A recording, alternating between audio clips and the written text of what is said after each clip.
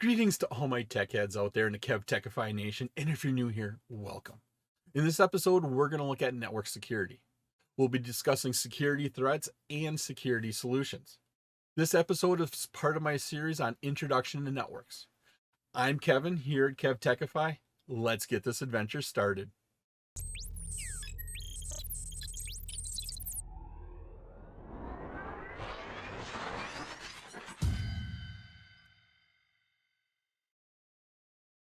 Security threats on your network are real. We see threats that come from external sources. We see threats that come from internal sources. They're all over. You as a network administrator, you have to plan and anticipate these and protect against these threats where they come from. One of the key things for your solutions is to know where the threats are. So we talked about external threats, internal threats. Is it a hacker trying to get into your system? Is it one of your employees trying to steal data, doing corporate espionage? You need to look at that.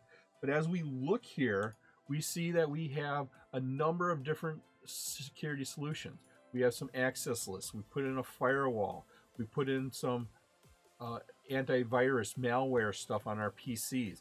We have all sorts of different solutions out there. Now, part of the idea of your network security solutions is you need to make sure they're updated. You need to make sure they're current. So if there's updates, please make sure you install those. Security and solutions. One of the big things about that is you have multiple layers. You need to use more than one solution. Yes, you can put up a firewall. You can put on an antivirus. But is that going to stop everything? Maybe you need to put in an active firewall on your border. Maybe you need to set up some access control lists on your router. To cover all of your bases. And look at that. The components are always changing. But a nice rule of thumb for your small office, home office, make sure you have antivirus on there and anti-spyware. Typically it's software. On your small office and home office, you do need your security there. A lot of times we use antivirus, anti-spyware, firewall. Microsoft does have a nice suite of tools to use. Some people will say it's a horrible system. Go out and buy these systems. Some people say the Microsoft solution is great. I like to use the Microsoft solution for a couple reasons. It's included with a legally licensed copy of the software. It's free. And they update it regularly. It gets regular updates. Plus the operating system typically updates it all automatically for you. Now, if you want to do something else besides that, you can. Especially if you got like a home office or you have executives working from home, you may want to give them some sort of smaller hardware firewall for that. You may want to make sure that they are using the spyware and it's running. On a larger network, once again, a larger network has many more users, a lot more traffic to go through there. And so what we're looking for is something like a dedicated firewall where you're actually going to have a piece of equipment like a router or switch you put in your rack, and it's there, and that's all it does. You have access control lists allowing only certain people from certain areas to do certain things on your network.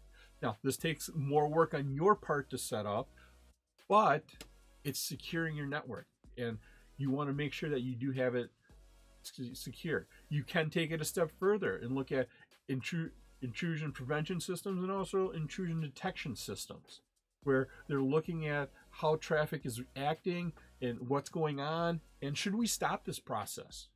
And they can actively go and do this, even if it's a zero-day attack, an attack that's never been done before.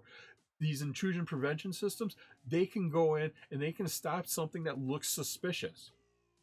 And you can define what looks suspicious is at this point in time. Also, if you have multiple locations, you have executives working from home, I would use a VPN, a virtual private network.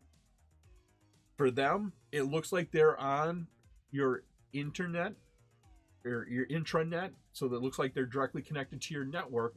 But when it leaves their house and it travels to your company, that data is encrypted. So if somebody would intercept that traffic at that point in time, it would look like a bunch of random letters and numbers. They couldn't make sense of it at that point in time. It's encrypted traffic. So always use a VPN.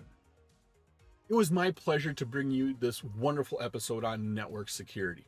If you like this episode and you get value out of it, and of course, depending upon what platform you're using, please click that like button, give a 5-star rating, leave a comment.